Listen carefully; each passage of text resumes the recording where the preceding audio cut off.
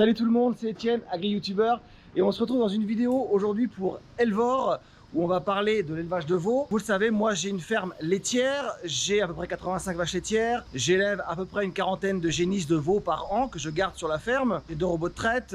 J'ai en tout aussi 90 hectares, donc c'est-à-dire que je suis autonome à 100% en fourrage pour mes animaux. Aujourd'hui, on va parler donc, comme je vous le disais, d'Elvor, de l'élevage des génisses. Et aujourd'hui, je suis avec Loïc de chez Elvor. Salut Loïc. Et avec Thomas de chez Agrial. Salut Thomas. Salut Etienne, bonjour à tous. Donc Loïc, responsable commercial chez Elvor depuis quelques années on va dire, sur le secteur Agrial et également sur le sud-ouest de la France et la Belgique. D'accord. Thomas. Donc Thomas Agrial, je suis le nutritionniste donc sur l'élevage sur la Sarthe et donc je m'occupe de la partie distribution sur la poudre de lait Elvor. Parfait. Donc ce que je vous propose maintenant, c'est qu'on attaque directement, on va le prendre dans le sens de la marche comme on dit, du vélage jusque le colostrum, les niches, le dalle, on ira le voir après, l'élevage des génisses jusqu'à quasiment 6 mois. Et donc on va démarrer tout de suite par le colostrum. Donc comme je vous l'expliquais, on démarre avec l'élevage, le colostrum. Avant ça, vous avez mis en place toute une démarche qui s'appelle Elvodit. Est-ce que tu peux m'expliquer ce que c'est? Etienne Elvodit, c'est une étude qu'on va réaliser pendant 1 heure de temps. On va discuter sur toutes les pratiques d'élevage de la naissance jusqu'à 6 mois. Et la finalité de tout ça, c'est qu'on aura une démarche économique à la fin qui va pouvoir cibler les points forts bien sûr de l'exploitation et les points faibles, les économies que l'on peut faire, les gains qu'on peut trouver sur l'amélioration de l'élevage de la génisse. D'accord, ok. Ça c'est très bien. On démarre par le colostrum. On va peser avec un réfractomètre le colostrum. Je te laisse faire. C'est parti.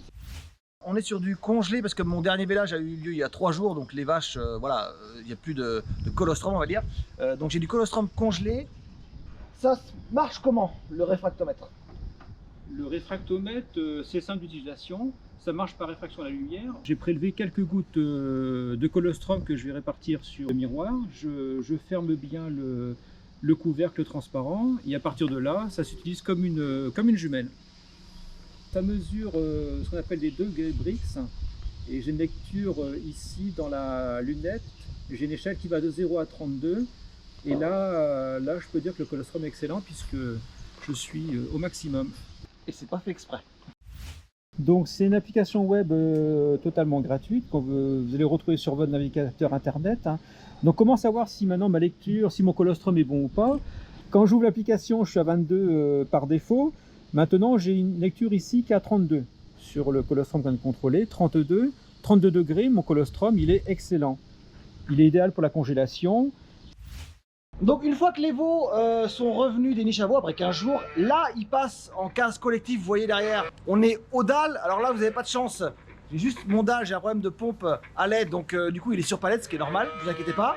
Mais vous voyez, les veaux peuvent quand même boire facilement. Je vous explique vite fait, il y a 18 veaux dans la case là. J'ai juste un petit souci de livraison de boucles, ils sont identifiés, elles ont leur passeport, juste que les boucles vont arriver la semaine prochaine. Donc vous inquiétez pas, c'est normal. Alors pour la poudre de lait, vite fait, je suis reparti sur une Tanor Dynamic SD, parce que c'est un bon rapport qualité-prix que j'ai trouvé moi pour mon élevage. Et puis c'est une poudre de lait à base de lait écrémé sans huile de palme. Alors pour la concentration, ça va être tout bête, mais j'ai suivi le plan d'alimentation DAL qui est sur le sac, à quelques litrages près pour le démarrage, parce que moi elles arrivent à 15 jours, donc voilà. Elles arrivent même, je prends période 3-14 jours, c'est là que je démarre, à 7 litres. Je monte assez vite, entre 7 et 8 litres plutôt. Ce qui est important, c'est de pouvoir respecter un apport sur la phase de croissance où l'animal ne va boire que du lait. Il faut privilégier 1 kg de poudre par jour minimum. Et là, on y est, c'est parfait. Bon bah très bien, on continue. On a vu la phase lactée avec la poudre de lait. Moi, les veaux à la ferme, c'est ensilage de maïs, colza minéral, et c'est également un foin. Alors un foin plutôt grossier au râtelier. Alors vous, qu'est-ce que vous conseilleriez ou comment il faudrait faire dans l'idéal? Dans l'idéal sur cette phase-là, c'est d'abord d'avoir des points d'eau nécessaires dans la case. Ouais. Première chose importante. Deuxièmement, d'avoir un fourrage grossier disponible et rafraîchi plusieurs fois dans la journée à disponibilité pour tous les veaux. Et puis une ration équilibrée disponible. Donc voilà, en gros, on va faire simple, poudre de lait et aliments solides et de l'eau à volonté. Donc c'est parfait, donc si l'élevage des veaux c'est bon, on passe au sevrage. Voilà mes veaux, le sevrage il est fait, donc après une fois que le sevrage est fait ici, je change de bâtiment, je les emmène dans un autre bâtiment, le bâtiment des génisses, avec un objectif de vélage 24 mois. Est-ce que toi tu auras des conseils supplémentaires à me donner? Est-ce que tu fais un contrôle de croissance, Étienne? Je ne fais pas de contrôle de croissance. Ce qui serait intéressant, il y a des contrôles à faire à âge fixe, hein, c'est le contrôle de sevrage, pour vérifier si mon plan d'allaitement est correct, si je suis dans les cibles, dans mon objectif de minimum doubler le poids de naissance de la génisse. Donc il n'y a pas de croissance compensatrice sur la phase naissance 6 mois. Donc c'est intéressant de valider à 6 mois si vraiment le travail qui a été fait est correct, si on est bien dans la cible des objectifs de croissance. Et la troisième pesée, c'est la pesée pour l'insémination. Je vais commencer à inséminer à partir de 400 kg et plus. Est-ce qu'à 15 mois, je suis sur un objectif à 24 mois, est-ce que je suis dans les clous à 15 mois? Donc ça, la pesée, sachant que moi je n'ai pas de bascule. Donc pour la pesée, on va plutôt être sur du ruban. Dans ces cas-là, moi je laisserai tomber la pesée au sevrage. On n'aura pas assez de précision avec le ruban. D'accord. Par contre, sur une pesée à 6 mois et à 15 mois, il n'y a pas de souci. Ok.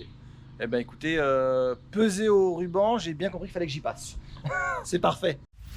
Voilà, bon, on a fait le tour des génisses, des veaux, le dalle, les niches, voilà, on est au sevrage, on a passé le sevrage pendant 1 heure. Maintenant, qu'est-ce qu'il en ressort? Tu ressors les vodites.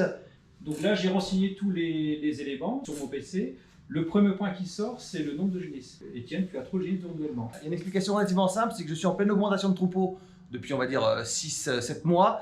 Donc du coup, j'ai fait beaucoup en prévision, j'ai fait beaucoup de génisses supplémentaires. Donc ça s'explique. Hein. Le deuxième point, c'est le poids à 6 mois. Donc, comme on l'a vu tout à l'heure, il n'y a pas de suite de croissance. S'il faut en faire un, en priorité, le poids à 6 mois. Vraiment, je reviens sur le fait qu'on ne va pas compenser par la suite ce qui sera perdu sur cette phase-là. Donc, très important.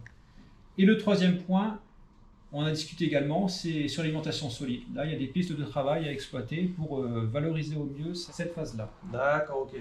C'est là où il faut que je fasse, où je sois plus vigilant. Sur la phase lactée, rien à dire, hein, c'est maîtrisé, les niches individuelles et la phase dalle, rien à dire. Le bilan total sort une note à 6,3, essentiellement expliqué par les 3 pistes de travail qu'on vient d'évoquer. Hein. Et le gain potentiel, là, en régime de croisière, on sera forcément en dessous, puisque tu vas baisser en nombre de génisses élevés.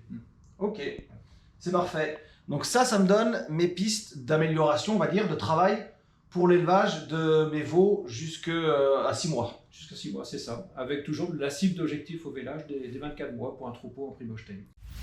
Très bien, ça c'est fait. Maintenant, on se retrouve dans 1 an pour refaire un bilan. Parfait. Mais entre-temps, je te fais suivre les axes de travail qui ont été mis en avant sur les vodites. Très bien. Maintenant, n'hésitez pas à partager, à liker cette vidéo, à poser des questions si vous en avez. Retrouvez l'application Elvor, tous les liens sont sous la vidéo, le site Elvor. Et puis, bon élevage de génisses à tous. Salut! À bientôt!